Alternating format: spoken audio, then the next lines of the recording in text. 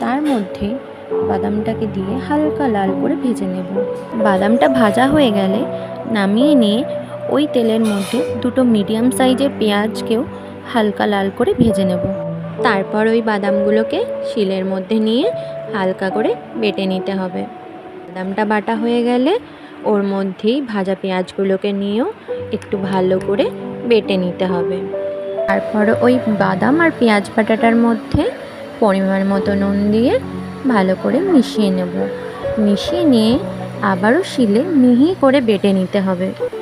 তারপর রেডি আমাদের বাদাম ভর্তা। গরম গরম ভাত থালায় নিয়ে একটু বাদাম ভর্তা, একটা কাঁচা লঙ্কা, ব্যাস আমার বাড়ির সকলের এতেই এক থালা ভাত খাওয়া হয়ে যায়। আর তোমরা কে কে এই বাদামের ভর্তাটা খেয়েছো কমেন্টে জানাতে ভুলো না কিন্তু। আজকের ভিডিওটা এটুকুই। ভালো লাগলে লাইক, কমেন্ট, শেয়ার করে চ্যানেলটাকে সাবস্ক্রাইব করে